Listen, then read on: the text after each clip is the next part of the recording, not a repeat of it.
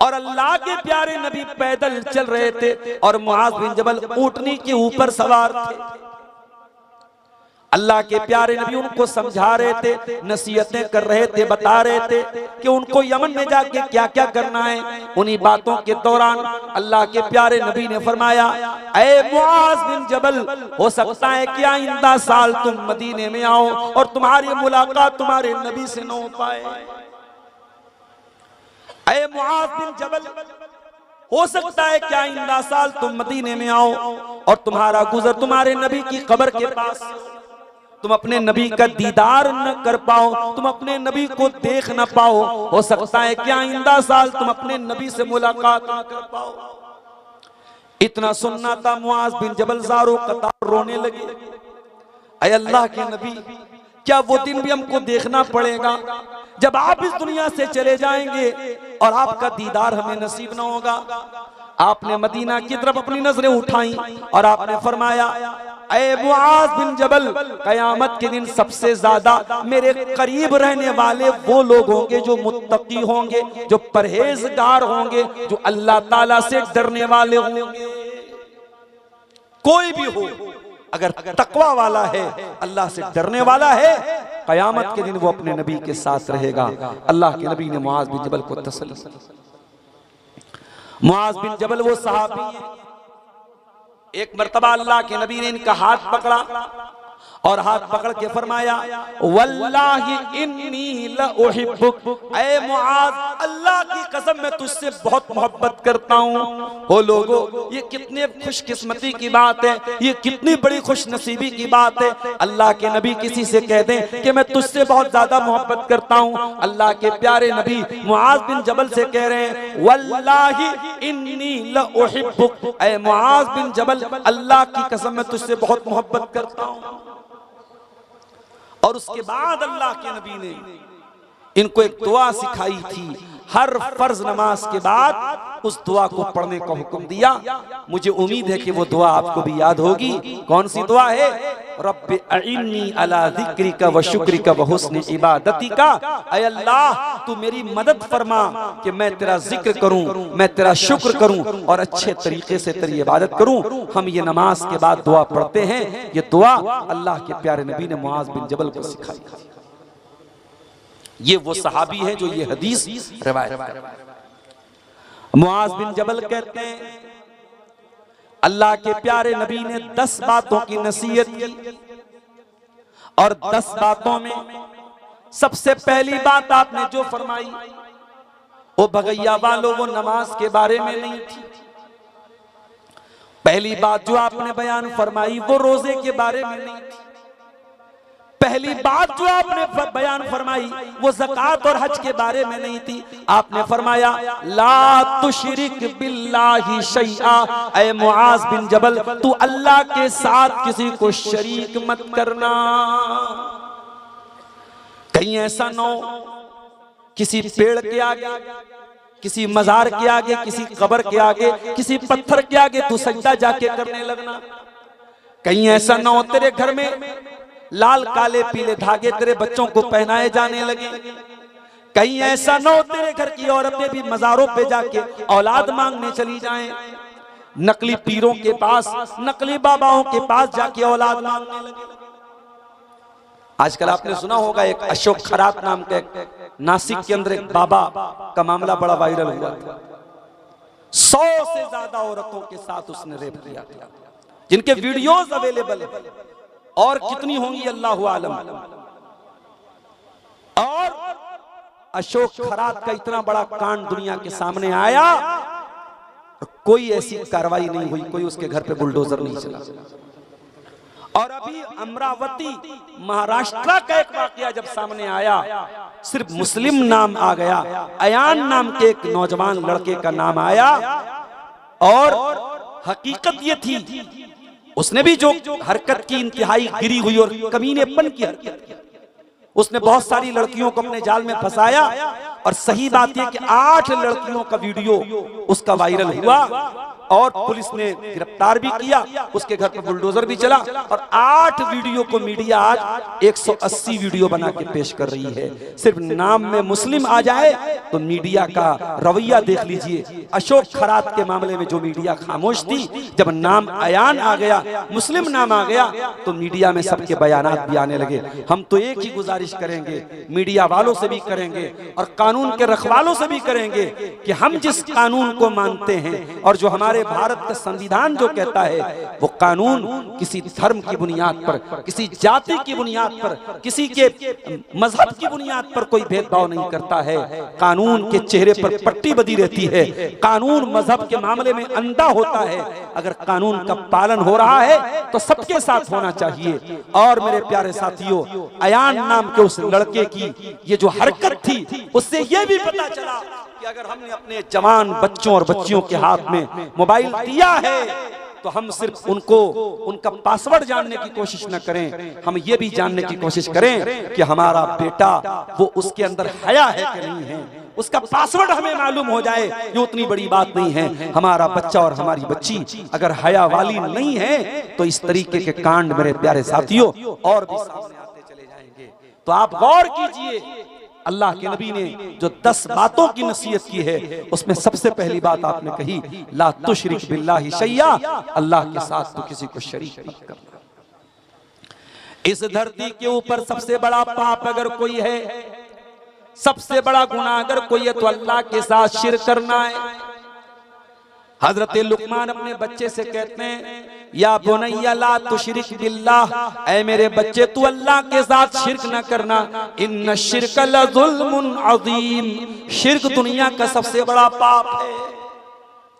अल्लाह कुरान में 18 नबियों का तस्करा करने के बाद कहता है, वलौ अशरकू लहबिता अन्हुम मा कानू यामलून। हमारे 18 नबियों ने भी अगर अल्लाह के साथ शिर्क किया होता, उनकी तमाम की तमाम नेकियां बर्बाद हो गई होती, उनके तमाम के तमाम अमाल बर्बाद हो गए होते।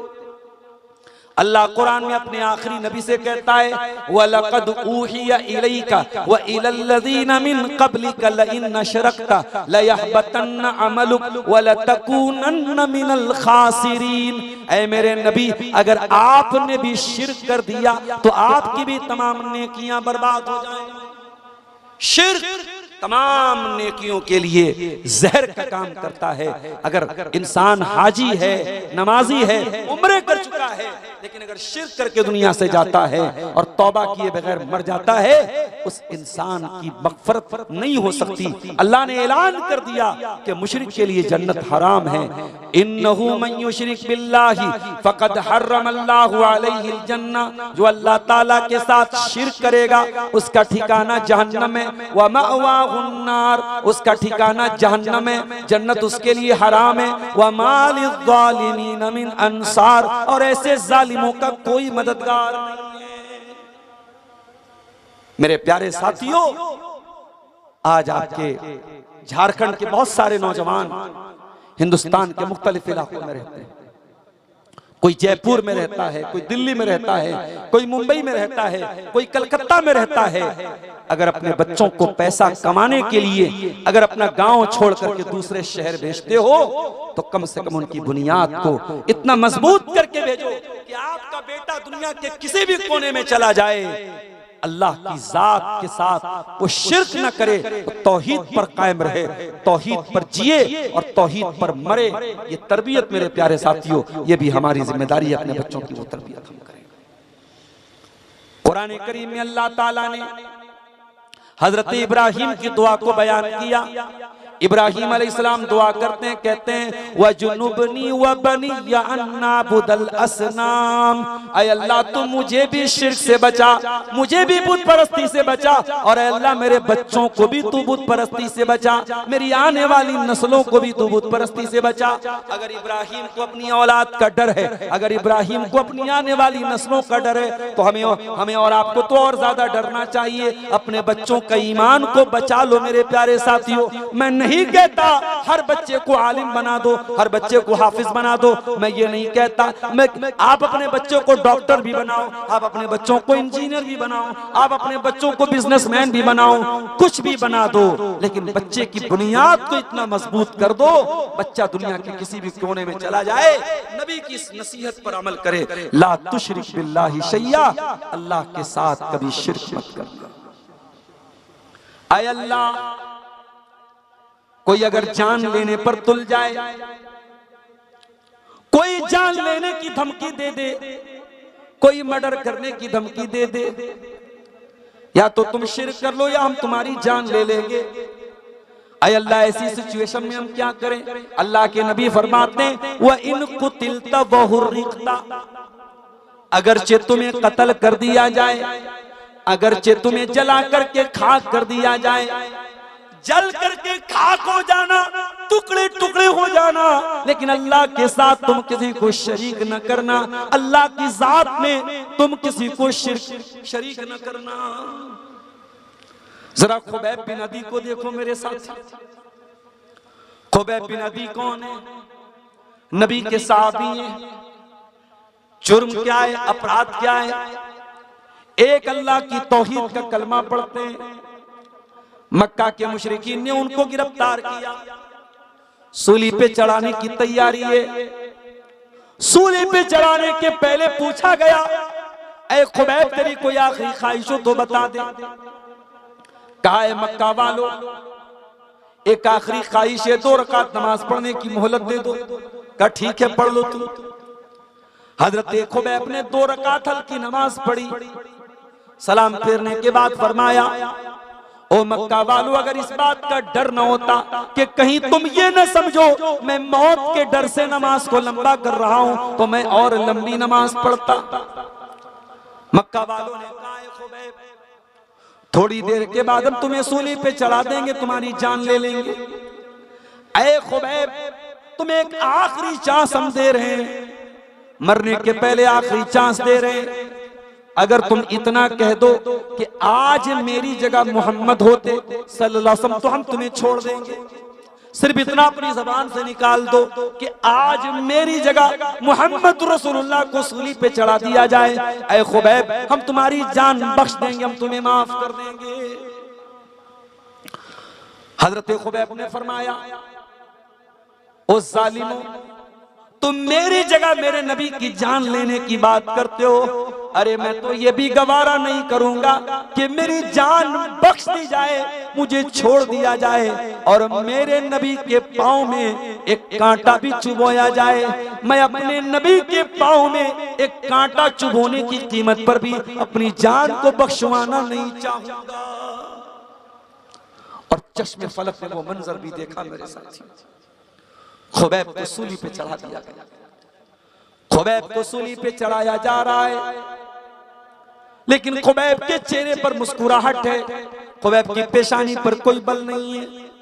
और खुबैब क्या कहते हैं, ओ लोगों, वलस्तु उबाली ही न उक़्तलु मुस्लिमन, जब मैं इस्लाम की हालत में दुनिया से जा रहा हूँ, जब मैं तौहीद की हालत में दुनिया से जा रहा हूँ, तो मुझे इस बात की कोई परवाह नहीं है। अला अय्य जंबिन काना लिल्लाहि मसरई, कि मुझे कैसे पटका जाएगा, मुझे कैसे मारा जाएगा, कैसे मुझे सूली पे चढ़ाया जाएगा और कैसे मेरी जान ली जाएगी, मुझे इस बात की कोई परवाह नहीं है। मुझे परवाह है तो इस बात की परवाह है कि मैं तौहीद पे दुनिया से जा रहा हूँ। मरते दम तक तौहीद की हिफाजत करो मेरे प्यारे साथी। कभी इस गलतफहमी में न रहना, हम तो बगैया में रहते हैं, हम तो मंडरों में रहते हैं, हम तो अंसारी समाज के लोग हैं, हमारे यहाँ कोई कब्र परस्ती नहीं है, हमारे यहाँ कोई शिर्क नहीं हो रहा है। कभी इस गलतफहमी में न रहना। दुनिया के किसी भी कोने में चले जाना, सबसे बड़ा खतरनाक गुनाह शिर्क है और शिर्क से हमेशा अपने दामन को बचा करके रखना। अल्लाह के नबी फरमाते हैं, ला तुशरिक बिल्लाहि शैया, अल्लाह के साथ शिर्क न करना। व इन कुतिलता व हुर्रिकता, अगरचे तुझे कत्ल कर दिया जाए, तुझे जला दिया जाए। दूसरी चीज, वला तउक़न्ना वालिदै, और ऐ मुआज़ बिन जबल अपने माँ बाप को न सताना, अपने माँ बाप को तकलीफ न देना, अपने माँ बाप की नाफरमानी न करना। कभी आपने गौर किया कुरान करीम में अल्लाह ताला ने अपने जिक्र के बाद, अपनी तौहीद के बाद अक्सर मकामात वालिदैन का जिक्र किया। कुरान का 15वां पारा उठाइए, वक़ज़ा रब्बुका अल्ला ताबुदू इल्ला इय्याहु व बिल वालिदैनि इहसाना। तेरे परवरदिगार का हुक्म है इबादत करो तो अल्लाह की करो और अपने माँ बाप के साथ अच्छा सलूक करो। इम्मा यब्लुगन्ना इंदकल किबरा अहदुहुमा औ किलाहुमा फला तकुल लहुमा उफ़्फ़िन वला तन्हरहुमा वकुल लहुमा क़ौलन करीमा। तुम्हारे माँ बाप में से कोई एक तुमको बुढ़ापे में मिल जाए, माँ मर गई बाप मिल गया, बाप मर गया माँ मिल गई, कोई एक तुमको मिल जाए तो ज्यादा ख्याल रखना, दोनों मिल जाएं तब भी ख्याल रखना, उनको उफ भी न कहना, उनसे डांट करके बात न करना, उनसे अदब से बात करना, तमीज से बात करना। बहुत बड़ी हस्ती होती है माँ की हस्ती। अल्लाह न करे किसी की माँ को ये दिन देखना पड़े कि माँ बिस्तर पे पाखाना करे और बेटे को साफ करे। अगर कभी वो दिन आ भी जाए और बेटा बहुत फर्मा बरदार है, बेटा माँ से बहुत मोहब्बत करता है, बेटा अपनी माँ की गंदगी साफ कर रहा है, दुनिया कहती है बड़ा अच्छा बेटा है, बड़ा नेक बेटा है, माँ बिस्तर पे लेटरिन कर रही है, बेटा साफ कर रहा है, बाप बिस्तर पे लेटरिन कर रहा है, बेटा साफ कर रहा है। लेकिन कभी गौर करना मेरे प्यारे साथी, वो बूढ़ी माँ और बूढ़ा बाप जब बिस्तर पे गंदगी करते हैं, बेटा बेटी अगर साफ भी करते हैं तो चेहरे पर रुमाल रख के साफ करते हैं, चेहरा बनाते हैं, चेहरा बिगाड़ लेते हैं, बड़ी कराहियत के साथ, बड़ी नापसंदीदगी के साथ ये काम करते हैं। ओ लोगों, तुम अपनी माँ के साथ ये काम अगर कर भी दोगे तो तुम वो मुस्कुराहट कहां से लाओगे जो तुम्हारी माँ के लबों के ऊपर थी। जब तुम छोटे थे तुम बार बार गंदगी कर दिया करते थे, तुम्हारी माँ एक बार भी तुम पर गुस्सा नहीं करती थी, तुम्हें लाड करती थी, तुम्हें प्यार करती थी, मुस्कुराया करती थी, तुम्हें चुमकार चुमकार के तुम्हारी गंदगी को साफ किया करती थी। ओ लोगों, आज माँ बूढ़ी हो गई, आज बाप बूढ़ा हो गया, आज अगर उनकी गंदगी तुम साफ कर भी दोगे, वो खुशी कहां से लाओगे, वो मुस्कुराहट कहां से लाओगे जो मां के लबों के ऊपर थी। नहीं उतार सकते तुम उनके एहसानात का बदला, नहीं उतार सकते मेरे साथ। यमन का एक देहाती था, खाने काबा का तवाफ कर रहा था, अपनी बूढ़ी माँ को कंधे पे बिठा के तवाफ कर रहा था। तवाफ करते करते कह रहा था, इन्नी लहा बईरुहल मुज़ल्ललू। ओ लोगों, आज तो मैं अपनी माँ की सवारी बन गया, आज अपनी माँ को अपने कंधे पे बिठा के मैंने खाने काबा का तवाफ करा दिया, मैंने उम्रा करा दिया, मैंने हज करा दिया। अब्दुल्ला बिन उमर भी वहीं पे तवाफ कर रहे थे। उसने कहा, अब्दुल्ला बिन उमर, आज ऐसा लगता है मैंने माँ के दूध का कर्जा उतार दिया, मैंने माँ का हक अदा कर दिया, मैंने माँ के एहसानात का बदला चुका दिया। अब्दुल्ला बिन उमर खामोश नहीं रहे, फरमाया, अरे नादान, तुम माँ को कंधे पे बिठा के खाने काबा का तवाफ करा के समझ रहा है बहुत बड़ा तीर मार लिया तूने। वला बेज़फ़रतिन वाहिदा, अरे तेरी माँ ने जब तुझको जन्म दिया था, माँ ने जब तुझको पैदा किया था, पैदाइश के टाइम, तुझे जन्म देने के टाइम, तेरी माँ की जबान से, तेरी माँ के मुंह से जो दर्द भरी आवाज निकली थी, जो चीख निकली थी, जो आवाज निकली थी, अभी तो तूने उस आवाज का भी हक अदा नहीं किया। ये होती है माँ। माँ का एहतराम करो, बाप का एहतराम करो मेरे साथी। इमाम अबू हनीफा रहमतुल्लाह अलैह इतने बड़े इमाम हैं, दुनिया को दीन सिखाते हैं। उनकी माँ उनके पास आती है, अय अबू हनीफा, इस मसले का जवाब जाकर के उमर बिन ज़र से पूछ किया। उमर बिन ज़र उस दौर के एक आलिम थे जो इमाम अबू हनीफा के शागिर्दों में से थे। इमाम अबू हनीफा उनके पास पहुंचे, ऐ उमर बिन ज़र, मैं आपके पास आया हूं मसला पूछने। उन्होंने कहा क्या बात करते हैं, आप हमारे उस्ताद हैं, आप हमारे पास मसला पूछने आए। कहा मेरी माँ की ख्वाहिश यही है, मेरी माँ की तमन्ना यही है, मेरी माँ इस मसले में मेरा फतवा नहीं मांग रही, आपका फतवा मांग रही है, इसलिए मैं आपके पास आया हूं। इमाम हैवा बिन शुरैह बहुत बड़े मुहद्दिस थे, हदीस पढ़ा रहे थे, दर्स दे रहे थे। तमाम तलबा बैठे हुए हदीस पढ़ने वाले। उनकी माँ आती है और कहती है, ऐ हैवा, जा करके मुर्गी के बच्चों को दाना दे के आ जा। मुर्गी का दरबा खोल के मुर्गी को दाना दे के आ। तलबा हैरान रह गए, हमारे उस्ताद से कैसा काम कराया जा रहा है, हमारे शेख से कैसा काम कराया जा रहा है। उस्ताद ने इशारा किया, खामोश रहो। खामोशी से उठे, मुर्गी का दरबा खोला और मुर्गी को चारा देने के बाद वापस आके हदीस पढ़ाने लगे। ओ लोगों, ये बड़े बड़े इम्मा का हाल था, उन्होंने माँ का एहतराम करना हमें सिखाया है। अल्लाह के नबी फरमाते, वला तउक्कन वालिदैक, अपने माँ बाप की नाफरमानी मत करना। और अगर तुम्हारे माँ बाप तुमसे ये कहें कि अपने घर को छोड़ दे, अपने माल को छोड़ दे, तब भी तू उनकी बात मान। आप कहेंगे मौलाना साहब ये तो बड़ी नाइंसाफी की बात है। माँ बाप अगर ये कह दे बीवी को तलाक दे दो, तो क्या तलाक दे दी जाए? ये तो गलत बात हो जाएगी। लेकिन मैं कहता हूं, अगर माँ बाप वाकई में किसी सही वजह से बोल रहे हैं तलाक दे दो, किसी शरई बुनियाद से बोल रहे हैं, जैसे इब्राहिम अलैहिस्सलाम ने अपनी बहू के बारे में कहा था, जो बहू नाशुक्री थी, जो बहू अल्लाह ताला का शुक्रिया अदा नहीं करती थी। इब्राहिम अलैहिस्सलाम ने कहा था कि तुम्हारा शौहर आ जाए तो कह देना अय्युगय्यिरा अतबता बाबिक, कि अपने दरवाजे की चौखट को बदल लेना।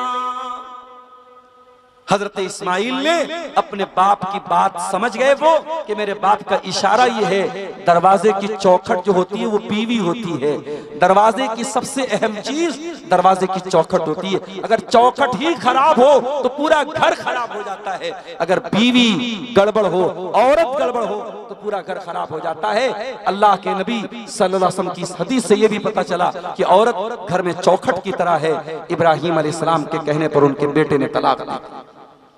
इसीलिए उलमा कहते हैं कि हर बाप के कहने पर बेटा अपनी बीवी को तलाक नहीं देगा।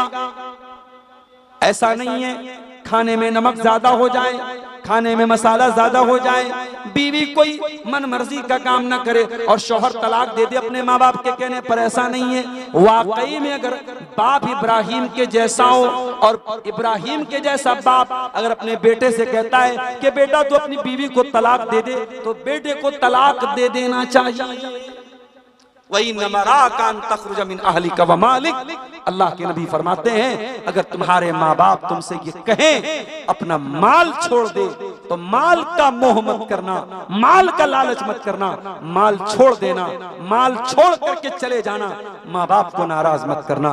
इतनी ताकीद है माँ बाप की फरमाबरदारी की, इतनी ताकीद है माँ बाप के साथ हुस्न सलूक की। मेरे प्यारे साथियों, आज हमारे समाज में कितने लोग हैं जो माँ बाप को रुलाते हैं। हाँ, मैं ये भी कहूंगा सिक्के के दोनों पहलुओं पर हमारी नजर होनी चाहिए। अगर समाज में ऐसी औलाद है जो माँ बाप को रुलाती है, तो ऐसे वालिदैन भी समाज में हमको मिलेंगे जो अपनी औलाद को रुलाते हैं, जो औलाद के साथ नाइंसाफी करते हैं, जो लड़के लड़कियों की शादी में ताखीर करते हैं, जो लड़के लड़कियों की तरबियत में कोताही करते हैं। अभी हम उस पर भी बात करेंगे। अल्लाह के नबी ने ये दूसरी बात कही कि खबरदार अपने माँ बाप की नाफरमानी मत करना। और आगे बढ़िए, तीसरी नसीहत, वला तत्रुकन्न सलातन मक्तूबतन मुताम्मिदा। और ए मुआज बिन जबल, एक वक्त की नमाज भी तू जानबूझ करके मत छोड़ना। इसलिए कि एक टाइम की नमाज भी जो जानबूझ करके छोड़ता है फकद बरियत मिन ज़िम्मतुल्लाह, अल्लाह ताला की हिफाजत से निकल जाता है। पता ये चला जो पांचों टाइम की नमाज पढ़ता है वो अल्लाह ताला की सुरक्षा में आ जाता है, वो अल्लाह ताला की सिक्योरिटी में आ जाता है। और जो एक टाइम की नमाज भी जानबूझ करके छोड़ता है वो अल्लाह ताला की सिक्योरिटी से बाहर निकल जाता है। आज हमारा हाल क्या है? रात भर जलसा सुनते हैं और सुबह फजर की नमाज में ही गायब हो जाते हैं। मस्जिदों की कमी नहीं है हमारे गांव में, कमी है तो नमाजियों की कमी है मेरे प्यारे साथी। मस्जिद तो बना ली शब भर में ईमान की हरारत वालों ने, मन अपना पुराना पापी था बरसों में नमाजी बन न सका। और ये भी याद रखो, जिस समाज में नमाज के मामले में लापरवाही होगी वहां नशा भी पाया जाएगा, वहां ज़िना भी पाया जाएगा, वहां शराब भी पाई जाएगी, वहां हरामकारी भी पाई जाएगी। एक नमाज एक ऐसी चीज है जो बहुत सारी बुराइयों को कंट्रोल करती है।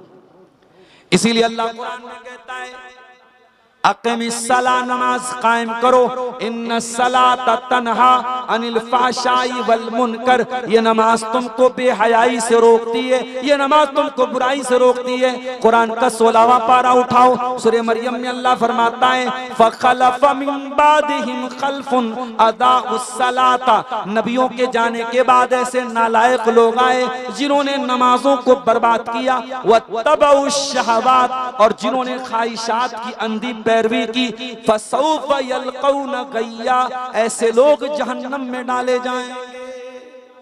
जो ख्वाहिशात की अंधी पैरवी करेगा वो जहन्नम की आग में डाला जाएगा। मेरे प्यारे साथियों, नमाज की पाबंदी कीजिए। अल्लाह के नबी ने एक टाइम की नमाज छोड़ने पर यह नतीजा बताया है कि अल्लाह ताला की हिफाजत से इंसान निकल जाता है। और आगे बढ़िए, चौथी नसीहत, वला तशरबन्न खमरा, और खबरदार शराब मत पीना, फ़इन्नहु रासु कुल्लि फ़ाहिशा, ये शराब हर गंदगी की जड़ है।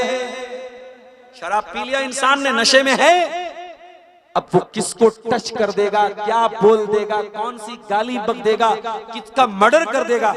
अभी आपने देखा अररिया का फॉरबिसगंज का वो लाइव वीडियो बना है, सरेआम किस तरीके से एक इंसान दूसरे इंसान का सर काट के, एक मुसलमान शायद वो ऑटो ड्राइवर था, उसका जो है उसने सर धड़ से अलग कर दिया, सर अलग रखा हुआ है, धड़ अलग रखा हुआ है, मेन रोड पर। ये आपके झारखंड से बहुत दूर नहीं है, अररिया का इलाका, फॉरबिसगंज का इलाका। मुझे नहीं मालूम कि वो नशे की हालत में था कि नहीं था, लेकिन जिस तरीके से ये वाकया देखने में लग रहा है, इस बात का इम्कान है कि वो नशे की हालत में था। रेप के ज्यादातर केसेस नशे की हालत में होते हैं। नशे के बाद इंसान के ऊपर शैतान सवार होता है। मेरे सारे आज झारखंड की सरजमीन पर आप जिस इलाके में रहते हैं, मैं जानता हूं कि आपके आसपास आदिवासी लोग भी रहते हैं। अभी हम लोग एक मर्तबा सड़क पे चल रहे थे, आदिवासियों की कोई शादी थी, हमारे इसी झारखंड के इलाके के भाई हमारे साथ बैठे थे। उन्होंने कहा मौलाना इनकी औरतें भी शराब पीती, मर्द और औरत सब नशे में धुत थे और नाच रहे थे, बीच रोड पे नाच रहे हैं। अब उनको ज्यादा हम छेड़ भी नहीं सकते, हमको जाना भी है, वो हमारी भाषा भी नहीं समझते, बड़ा कभी कभी मसला पैदा हो जाता है। इस इलाके में जहां शराब का इतना चलन है, मेरे नौजवानों, आपकी जिम्मेदारी और बढ़ जाती है। जब गुनाह आसान हो जाए, जब गुनाह आसानी से मिल रहा हो, उस माहौल में गुनाह से अपने दामन को बचाना ये मुश्किल होता है। मेरे प्यारे साथ, आप नेपाल की सरजमीन पे चले जाएं, वहां भी शराब बहुत आम है। चाय के होटल में आप चाय पीने चले जाएं, वहां भी शराब बिक रही है। किसी होटल में खाना, यहां तक कि मुस्लिम होटल में मैं गया खाना खाने, जिसका मालिक मुस्लिम था, वहां भी देखा मैंने शराब रखा हुआ है। अल्लाह रहम करे, अल्लाह माफ करे। इस कदर आसान है और इस कदर आम है वहां पे शराब। मेरे प्यारे साथियों, शराब इस्लाम की नजर में सिर्फ हराम नहीं है, शराब हर बुराई की जड़ है। और इसीलिए अल्लाह के नबी फरमाते हैं जो शराब पीता है, जो नशा करता है, अल्लाह ताला अल्लाह ताला शराबी आदमी को, नशा करने वाले इंसान को अल्लाह ताला जहन्नमियों का पीप और मवाद पिलाएगा। तूने दुनिया की वो गंदी चीज पी थी, अब आखिरत में भी तू गंदी चीज पिएगा। हाँ, दुनिया में अगर तू शराब से बचता, उस शराब से दूर रहता, तो अल्लाह ताला तुझको जन्नत की शराब पिलाता। जन्नत की शराब में न तो कोई चक्कर आएगा, न उसको पीने के बाद इंसान बहकेगा, न उसका दिमाग खराब होगा। जन्नत की शराब भी पाक शराब होगी, शराबन तहूरा, पाक शराब होगी जन्नत की। जो दुनिया में शराब पिएगा उसके लिए जन्नत की शराब हराम है मेरे प्यारे साथियों। इसलिए अल्लाह के नबी ने फरमाया वला तशरबन खमरन, खबरदार शराब मत पीना, शराब हर बुराई की जड़ है। उस्मान गनी रजी अल्लाह ताला अन्हु एक वाकया बयान करते हैं। पहले के दौर में एक अल्लाह का बहुत नेक बंदा था। उस दौर की एक बहुत बदचलन औरत थी। उस बदचलन औरत ने उस अल्लाह के नेक बंदे को अपने जाल में फंसाने के लिए प्लान रचा और एक कमरे में जहां शराब का प्याला भी रखा था और एक चाकू रखा था और एक छोटा बच्चा था, और वहां पर धोखे से उसने एक इंसान को बुलाने के बाद उस फाहिशा औरत ने, उस बदचलन औरत ने कहा अब तो यहाँ तुम आ चुके हो, अब यहाँ से भागने का तुम्हारे पास कोई रास्ता नहीं है। 7 दरवाजों के अंदर तुम्हें रखा गया है। अब यहाँ पे तुम्हारे सामने 3 चॉइस है, ये शराब का प्याला है, ये शराब की बोतल है, या तो तुम एक प्याला शराब पी लो, या दूसरा रास्ता ये कि तुम मेरे साथ रेप करो, मेरे साथ तुम ज़िना करो, और तीसरा रास्ता ये है ये चाकू उठा करके इस बच्चे को कत्ल कर दो। उस मुत्तकी इंसान ने सोचा बच्चे को कत्ल करता हूं तो ये हत्या हो जाएगी, बड़ा गुनाह हो जाएगा। औरत के साथ ज़िना करता हूं ये भी बहुत बड़ा गुनाह हो जाएगा। शराब पी लेता हूं ये हल्का गुनाह है। शराब पिया उसने, और जब एक मर्तबा शराब पिया और नशा चढ़ा तो पूरी शराब की बोतल पी गया, और जब नशे में पागल हो गया तो औरत के साथ ज़िना भी करता है और उस बच्चे को कत्ल भी कर देता है। हजरत उस्मान गनी ये वाकया बयान करने के बाद कहते हैं ओ लोगों, शराब से बचो, शराब उम्मुल खबाइस है, तमाम बुराइयों की जड़ है, तमाम बुराइयों की माँ है। और आज हमारा नौजवान बहुत आगे निकल चुका है। अब शराब तो बहुत छोटी चीज हो गई, अब तो ड्रग्स का नशा हो रहा है, अब तो हीरोइन और अफीम और गांजा और चरस और कितनी चीजों का नशा हो रहा है आप सोच नहीं सकते। यानी बहुत सारे दवा के सिरप ऐसे हैं, बहुत सारे मेडिकल स्टोर पे मिलने वाली दवाएं ऐसी हैं जिनको सिरप, जिनको नशा बना के नौजवान इस्तेमाल कर रहा है। मेरे प्यारे साथियों, मैं ऐसे नौजवानों से एक ही अपील करूंगा, अल्लाह के वास्ते हर तरीके के नशे को छोड़ दो। ये जो तुम नशे का रास्ता अपना रहे हो ये खुदकुशी का रास्ता है, ये सुसाइड का रास्ता है। अपने आप को हलाक न करो, अपने परिवार पर तरस खाओ, अपने माँ बाप पर तरस खाओ। तुम्हारी माँ ने बड़ी मेहनतों से तुम्हें पाला है, तुम्हारे बाप ने बड़े सपने देखे हैं तुम्हें लेकर के, तुम नशा करके अपने माँ बाप के सपनों को मत तोड़ो। अल्लाह के वास्ते शराब से, नशे से, गुटखे से, सिगरेट से, हर किस्म के ड्रग्स से मेरे नौजवान साथियों अपने आप को दूर रखो। अल्लाह के नबी चौथी नसीहत कर रहे हैं, शराब मत पियो क्योंकि शराब ये तमाम बुराइयों की जड़ है। 5वीं नसीहत वइया कबल मासिया, और ऐ मुआज बिन जबल तुम अल्लाह ताला की नाफरमानी मत करना, गुनाह मत करना। फ़इन्ना बिल मासियति हल्ला सख़तुल्लाह, इसलिए कि गुनाह करने से अल्लाह ताला नाराज होता है। जब आप कोई गुनाह का काम करेंगे आपके बच्चे पर भी असर पड़ेगा, बीवी पर भी असर पड़ेगा, घर के माहौल पर भी असर पड़ेगा, रोजी रोटी पर असर पड़ेगा। ओ लोगों, हमने बहुत सारी मिसालें देखी हैं समाज में। शौहर शादीशुदा है, बीवी को के रहते हुए गैर औरतों के साथ उसका रिलेशन है, अवैध संबंध है, नाजायज ताल्लुक है, उसका नुकसान ये होता है उसका अच्छा खासा भरा पूरा परिवार बर्बाद हो जाता है, उसके घर की खुशी बर्बाद हो जाती है, उसकी बीवी उससे मुतनफिर हो जाती है, उसके बच्चे उससे दूर हो जाते हैं और पाप का घड़ा एक दिन जरूर फूट जाता है। मेरे प्यारे साथियों, याद रखो बुराई कभी छुपने वाली नहीं है, पाप कभी छुपने वाला नहीं है, एक न एक दिन सामने आ जाएगा। जब शैतान आपके दिल में किसी गुनाह का ख्याल डाले, किसी गलत काम का ख्याल डाले, तो अल्लाह के नबी की ये हदीस याद कर लेना, व इय्याका वल मासिया, ऐ मुआज बिन जबल तू गुनाहों से बचना, इसलिए कि गुनाह करने से अल्लाह ताला नाराज होता है, अल्लाह की नाराजगी उतरती है। बात सलफ कहते हैं कि मैं जब कोई गलत काम करता हूं, कोई गुनाह का काम मुझसे हो जाता है, तो मैं अपनी बीवी के अखलाक पर भी उसका असर महसूस करता हूं, अपनी सवारी पर भी उसका असर महसूस करता हूं। मेरे प्यारे साथियों, गुनाह बड़ी मनहूस चीज है और गुनाह आखिरत में जो सजा होगी होगी, दुनिया में भी गुनाह का कहीं ना कहीं बैड इफेक्ट और बुरा असर हमारे ऊपर पड़ता है। आप याद कीजिए, जब हमारे बाप आदम से और हमारी माँ हव्वा से जब खता हुई थी, जैसे ही उनसे खता हुई थी, सबसे पहला रिएक्शन क्या हुआ था? बदत लहुमा सौआतुहुमा, दोनों के बदन से कपड़े उतर गए और दोनों नंगे हो गए। पता ये चला कि गुनाह इंसान को दुनिया में भी नुकसान पहुंचाता है। अल्लाह के नबी फरमाते हैं, बंदा अपनी रोजी रोटी से महरूम हो जाता है अपने गुनाह की वजह से, इसलिए गुनाहों से अपने दामन को बचा के चलिए मेरे साथी। छठी चीज, अल्लाह के नबी फरमाते हैं, जब तुम मैदान जंग के अंदर हो और लोग हलाक हो रहे हैं, वइय्याका वल फिरार मिन अज़्ज़ाब, मैदान जंग छोड़ के मत भागना, बुज़दिल मत बन जाना। ओ मुसलमानों, इस्लाम बुज़दिलों का दीन नहीं है, इस्लाम बहादुरों का दीन है, इस्लाम हिम्मत वालों का दीन है। मुश्किल से मुश्किल हालात आ जाएं, पीठ फेर करके भागने की कोशिश न करना। मैं जानता हूं मुल्क के हालात कैसे चल रहे हैं, बड़ी तेजी से ये खबरें भी आजकल आ रही हैं, मुसलमान लड़कियां मुर्तद हो रही हैं, मुसलमान लड़के मुर्तद हो रहे हैं। ये वाकयात क्यों हो रहे हैं? क्योंकि हमने अपनी बच्चियों को बताया ही नहीं कि ईमान को बचाना कितना अहम काम है। हमने कभी सुमैया की सीरत अपनी बच्चियों को नहीं बताई, हमने कभी खदीजा की जिंदगी बच्चियों को नहीं बताई, हमने कभी अम्मा आयशा की जिंदगी के बारे में नहीं बताया। ओ लोगों, इस्लाम का मानने वाला, इस्लाम का सच्चा मानने वाला कभी मुर्तद नहीं होता है। जो मुर्तद हो जाए, जो इस्लाम को छोड़ दे, इसका मतलब कि उसने इस्लाम को समझा ही नहीं।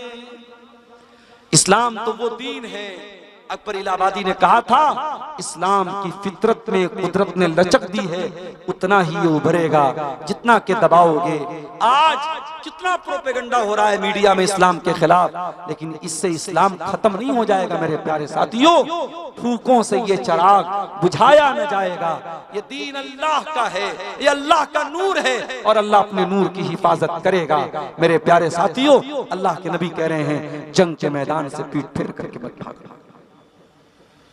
सातवीं चीज, वइज़ा असाबन्ना समूतानुन व अंत फीहिम फस्बुत।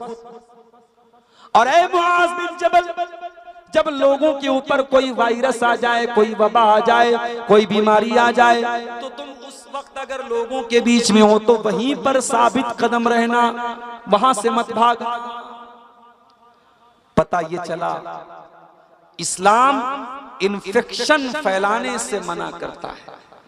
जिस बीमारी से इन्फेक्शन फैलने का डर हो, उस बीमारी को हमें दूसरों तक पहुंचाने की हर कोशिश से अपने आप को बचाना। जैसे किसी को टीबी की बीमारी हो जाए तो डॉक्टर बोलते हैं टीबी के मरीज का तौलिया अलग होना चाहिए, उसका कपड़ा अलग होना चाहिए, क्योंकि टीबी की बीमारी बहुत तेजी से फैलती है।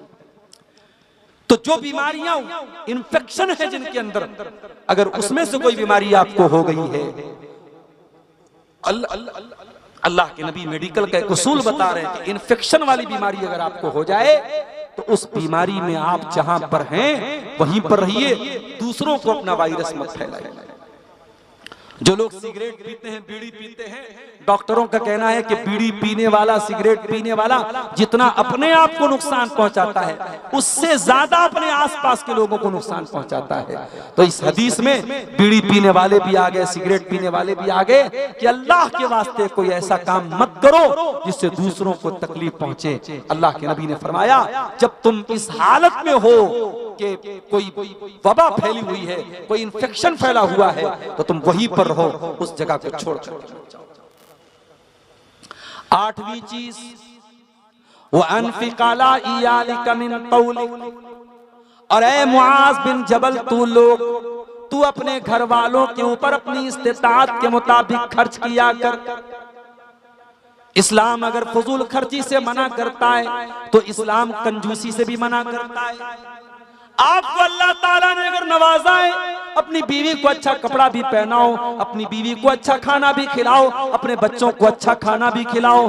मेरे प्यारे साथियों, चमड़ी चली जाए दमड़ी न जाए, वो मिजाज अगर किसी का है तो कान खोल के सुन ले, ये मिजाज इस्लाम का नहीं है। इस्लाम अगर फजूल खर्ची के खिलाफ है तो इस्लाम कंजूसी के भी खिलाफ है। अल्लाह के नबी तो यहाँ तक फरमाते हैं कि अगर आप अपनी बीवी को खाना खिलाते हैं उस पर भी आपको सवाब मिलेगा। अगर अल्लाह को राजी करने के लिए अगर अपनी बीवी के मुंह में अगर आप लुकमा भी डालते हैं, खाना भी खिलाते हैं, उस पर भी मेरे प्यारे साथियों आपको सवाब मिलेगा। लिहाजा अपने बाल बच्चों पर खर्च कीजिए। आज बहुत सारी औरतों को शिकायत होती है, हमारा शौहर हमारे कपड़े का ख्याल नहीं करता, हमें अच्छा खिलाता नहीं है, हमारे शौहर की आमदनी अच्छी है, उसकी इनकम अच्छी है, मगर हमारे पास ऐसे मैसेजेस भी कभी कभी आते हैं औरतों की तरफ से भी और बाज नौजवानों की तरफ से भी, हमारे माँ बाप हमारी जरूरतों का ख्याल नहीं करते, हमारे बाप की अच्छी आमदनी है, अपने बेटों का ख्याल नहीं करता है। मेरे प्यारे साथियों, अल्लाह के नबी ने हमें हुक्म दिया है, वो अनफिक अला इयालिका मिन कौलिक, अपनी ताकत के मुताबिक, अपनी इस्तिताअत के मुताबिक अपने बाल बच्चों के ऊपर आप खर्च कीजिए। ये अल्लाह के नबी की 8वीं नसीहत है। और 9वीं नसीहत क्या है? वला तरफा साका अन्हुम अदबा, अपने बाल बच्चों को सिखाने के लिए, तालीम देने के लिए अगर छड़ी का इस्तेमाल करना पड़े तो छड़ी का भी इस्तेमाल करो। जब तुम्हारा बच्चा छोटा था, कोई गलत काम किया उसने, तुमने लाडो प्यार करके उस बच्चे को का हौसला बढ़ा दिया।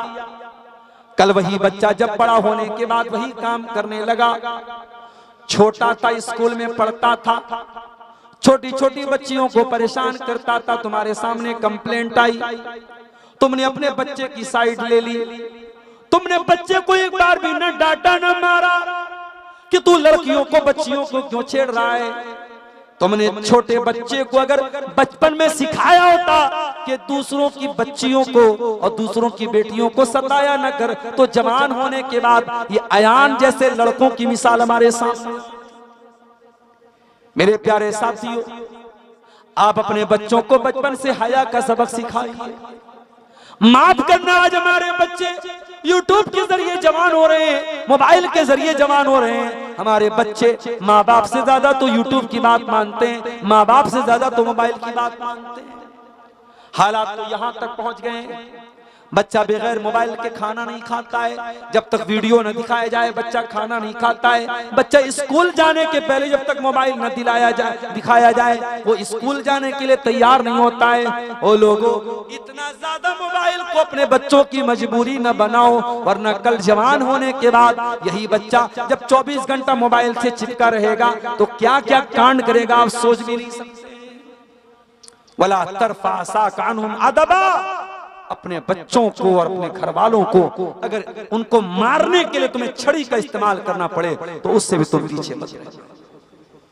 इसीलिए अल्लाह के नबी फरमाते हैं, जब तुम्हारे बच्चे 7 साल के हो जाएं तुम उनको नमाज का हुक्म दो, और जब तुम्हारे बच्चे 10 साल के हो जाएं और नमाज न पढ़े तो उनकी पिटाई करो।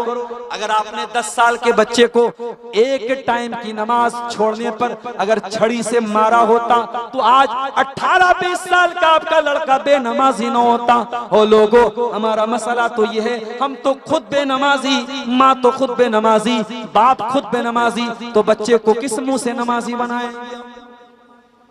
छड़ी का इस्तेमाल करने की तालीम दी अल्लाह के नबी ने। पता ये चला इतना आसान काम नहीं है माँ बाप बनना, बच्चों की तरबियत करना इतना आसान काम नहीं है। मेरी प्यारी माँ बहनों, ये जवान लड़कियां जो आज बेपर्दगी कर रही हैं, बेहयाई कर रही हैं, ऐसा तो नहीं है कि जब वो घर से कपड़ा पहन करके निकली थी, उनकी माँ के ऊपर, उनकी माँ की आंख पर पट्टी बंधी हुई थी। माँ भी देख रही थी मेरी बेटी किस हालत में घर से निकल रही है, बाप भी देख रहा था मेरी बच्ची किस हालत में घर से निकल रही है। बेटी जवान हो चुकी है, बेटी 15-16 साल की लड़की हो चुकी है। जवान लड़की बेपर्दा सज सवर करके लिपस्टिक लगा करके मेकअप करके निकल रही है। अगर माँ बाप को कोई एतराज नहीं है और माँ बाप ने निकलने की इजाजत दी है, इसका मतलब ये हुआ कि माँ बाप खुद अपनी बच्ची को बेहया बना रहे हैं। ये कुछ सवालात हैं। अल्लाह वला तरफा साकानुहुम अदबा, अपने बच्चों की तालीम और तरबियत में अगर छड़ी का इस्तेमाल करना पड़े तो पीछे मत हटना। ये अल्लाह के नबी की नवी नसीहत है मेरे साथ। और 10वीं नसीहत क्या है? वह अखिफहुम फिल्लाह, अपने बच्चों के दिल में अल्लाह का डर पैदा करो। ओ लोगों, आज मीडिया वाले लाख जहर फैला रहे हैं अयान के खिलाफ, और अयान के जरिए पूरी मुस्लिम कम्युनिटी के खिलाफ जहर फैला रहे हैं। लेकिन हमें भी तो ये सोचना पड़ेगा कि काश हमने अपने बच्चों की तालीम और तरबियत पर तवज्जो दी होती, हमने उनके दिल में अल्लाह का डर पैदा किया होता, हमने बताया होता कि दूसरों की बहन बेटियों की इज्जत के साथ खेलना ये इस्लाम में हराम है, ये बच्चों को सिखाया होता तो शायद ये हालात ना आते। वह अखिफहुम फिल्लाह, अपने बच्चों के दिल में अल्लाह का डर पैदा करो मेरे प्यारे साथियों। अपने बच्चों को बताओ हलाल क्या है, हराम क्या है, जायज क्या है, नाजायज क्या है। अल्लाह के प्यारे नबी मस्जिद में बैठे हुए हैं और 5 साल का आपका नवासा हजरत हसन रजी अल्लाह तआला अन्हु मस्जिद में आते हैं और वहीं पे ज़कात की खजूर रखी हुई है और एक खजूर मुंह में उठाते हैं और मुंह में डालने लगते हैं। अल्लाह के नबी की नजर पड़ती है, अल्लाह के नबी चाहते डायरेक्ट खजूर छीन के फेंक देते, मगर बच्चे को की तरबियत इससे न होती। आपने उस 5 साल के बच्चे से कहा, बेटा थूक दे, बेटा निकाल दे। अमा शऊरत अन्ना लाना कुल सदका, ऐ मेरे बच्चे क्या तू नहीं जानता तू मोहम्मद का नवासा है, तू मोहम्मद रसूलुल्लाह का बेटा है, तू मेरे अहले बैत में से है और मोहम्मद रसूलुल्लाह के अहले बैत के लिए ज़कात की रकम हराम है, हम ज़कात की कोई चीज नहीं खा सकते, बेटा इस खजूर को निकाल दे। अल्लाह के नबी 5 साल के बच्चे को हलाल और हराम के बारे में बता रहे हैं। आपका लड़का 20 साल का हो गया, आपकी लड़की 20 साल की हो गई, आपने कब उसको हलाल और हराम के बारे में बताया है? मेरे प्यारे साथियों, ये नबी की नसीहत, इसको गिरे बांध लीजिए, इसको पल्ले बांध लीजिए। वो अखिफहुम फिल्लाह, अपने बच्चों के दिल में अल्लाह का डर पैदा कीजिए। ये 10 नसीहतें हैं जो सोने के हुरूफ से लिखे जाने के काबिल हैं। इन 10 नसीहतों पर अगर हम अमल कर लें, इंशाअल्लाह हमारे घर का माहौल भी अच्छा हो जाएगा और बहुत सारी बुराइयों से हमारा समाज बच सकता है। अब आइए चंद सवाल आए हैं, जल्दी जल्दी इनका जवाब देकर के हम बात खत्म कर लें। जानवर को ज़बह करते वक्त 3 मरतबा बिस्मिल्लाह कहना कैसा है? 3 मरतबा कहने की कोई जरूरत नहीं है। अल्लाह के नबी से एक ही मरतबा बिस्मिल्लाह कहना साबित है। बिस्मिल्लाह अल्लाहु अकबर पढ़ करके आप जानवर को ज़बह कर दें, 3 बार की कोई जरूरत नहीं। मेरी बीवी शिर्क करती है और मेरी बात नहीं मानती है तो उसको अपने निकाह में रखना कैसा है? अगर वाकई में खुल्लम खुल्ला ऐसा कोई काम कर रही है जो शरीयत की नजर में शिर्क है तो बीवी से कहिए कि वो तौबा करे। अगर वो तौबा नहीं करती है तो फिर उस बीवी को निकाह में नहीं रखना चाहिए। शिर्क से बड़ा कोई पाप नहीं है और शिर्क को कॉम्प्रोमाइज नहीं किया जाएगा। बीवी शिर्क कर रही है और आप उसको नजरअंदाज करें, यह मुनासिब नहीं है। शिर्क से बड़ा कोई पाप नहीं है, उसको समझाइए, उसको तौबा की दावत दीजिए। अगर नहीं मानती है तो फिर आप उससे जुदाई इख्तियार कर लीजिए। कौन कौन सी नमाज में सलाम फेरने के बाद अल्लाहु अकबर और अस्तगफिरुल्लाह पढ़ सकते हैं? फर्ज नमाजों के बाद, हर फर्ज नमाज के बाद अल्लाहु अकबर, अस्तगफिरुल्लाह अस्तगफिरुल्लाह अस्तगफिरुल्लाह और बाकी जितने अज़कार और दुआएं हैं वो सब पढ़ना है। सुन्नत नमाजों के बाद मेरे इल्म में साबित नहीं है। अगर कोई आदत बनी है और किसी की जबान से निकल गया अल्लाहु अकबर अस्तगफिरुल्लाह तो वो अलग बात है, लेकिन जो अल्लाह के नबी की सुन्नत है, जो मामूल है, जो तरीका है, वो ये है कि फर्ज नमाजों के बाद अल्लाहु अकबर अस्तगफिरुल्लाह अस्तगफिरुल्लाह कहा जाए। क्या सुन्नत नमाज में सूरह फातिहा के बाद क्या लिखा है? चारों रकात में सूरा मिला सकते हैं? मिला सकते हैं। सुन्नत में क्या फर्ज में भी मिला सकते हैं? फर्ज नमाज जैसे आप जोहर की नमाज पढ़ रहे हैं तो ज़ोहर की नमाज में आप तीसरी रकात और चौथी रकात में सूरह फातिहा के साथ कोई और सूरत भी पढ़ सकते हैं। अगर आप सिर्फ सूरह फातिहा पढ़ें तो वो ज्यादा बेहतर है, वही आम तरीका था अल्लाह के नबी का। लेकिन तीसरी और चौथी रकात में भी अल्लाह के नबी ने कभी कभी सूरतों को भी मिला के पढ़ा है, लिहाजा आप मिला के पढ़ सकते हैं। सुन्नत में भी पढ़ सकते हैं, फर्ज में भी पढ़ सकते हैं, कोई हर्ज की बात नहीं। जिसका शौहर नमाज नहीं पढ़ता है, क्या उसकी बीवी उसके निकाह में रह सकती है? देखिए, बाज़ उलमा ने तो यानी अगर कोई शख्स नमाज नहीं पढ़ता है तो उसको काफिर करार दिया, और काफिर है तो फिर बीवी निकाह में भी नहीं रह सकती, ऐसा कुछ उलमा का फतवा है। लेकिन जो सही बात है वो ये है कि अगर कोई इंसान नमाज नहीं पढ़ता है सुस्ती की वजह से, लेकिन नमाज को मानता है कि हाँ नमाज फर्ज है, उसकी अहमियत को मानता है, लेकिन अपनी सुस्ती और काहली की वजह से नमाज नहीं पढ़ता है, तो वो इंसान बहुत बड़ा गुनहगार है, लेकिन काफिर नहीं है। और जब काफिर नहीं है तो निकाह बाकी रहेगा, बीवी निकाह में रहेगी। लेकिन बीवी को चाहिए कि अपने शौहर को हर तरीके से, देखिए औरत बहुत कुछ मनवा सकती है शौहर से, वो प्यार के जरिए, गुस्से के जरिए, अपनी अदाओं के जरिए बहुत कुछ शौहर से मनवा सकती है। अगर शौहर बेनमाजी है तो बीवी अगर तुल जाए तो शौहर को नमाजी बना सकती है, लेकिन इस बुनियाद पर निकाह खत्म हो जाएगा, ऐसा मसला नहीं। हाँ, अगर किसी का शौहर इनकार कर दे, वो नमाज को मानता ही ना हो, नमाज को फर्ज, तो फिर वो इंसान इस्लाम से खारिज हो जाएगा और फिर निकाह भी टूट जाएगा। 4 रकात वाली नमाज में सुन्नत हो या फर्ज, दूसरी रकात में दरूद शरीफ पढ़ सकते हैं। यानी ये पूछना ये चाह रहे हैं कि 2 रकात पढ़ने के बाद जो हम तहियात में बैठते हैं तो क्या उसमें हम दरूद शरीफ पढ़ सकते हैं? बिल्कुल पढ़ सकते हैं, दरूद शरीफ पढ़ सकते हैं, पढ़ना बेहतर है। और अगर आप सिर्फ अत्तहियात पढ़ के तीसरी रकात के लिए खड़े हो जाएं तो भी कोई हर्ज की बात नहीं है, दरूद शरीफ पढ़ने में कोई हर्ज की बात, पढ़ भी सकते हैं, नहीं भी पढ़ सकते, दोनों तरीका जायज़ है। रमजान के महीने में 6 साल पहले रमजान के महीने में बीवी के साथ हम बिस्तरी कर लिया, कफ्फारा अदा नहीं किया, एक बच्चा है, हदीस की रोशनी में क्या है ये मशवरा दिया। देखिए, कफ्फारा अगर अदा नहीं किया है, रोजे की हालत में अगर किसी ने बीवी के साथ जमा कर लिया है तो उसका कफ्फारा ये है कि 60 दिन तक लगातार रोजा रखा जाए। अगर उसकी ताकत नहीं है तो 60 मिस्कीनों को खाना खिलाया जाए, और अगर इसकी भी ताकत नहीं है तो फिर इंसान अल्लाह ताला से तौबा और इस्तिगफार करे। तो ये कफ्फारा बहरहाल उसको देना है, और अगर उसने नहीं दिया है तो वो गुनाह पर गुनाह कर रहा है।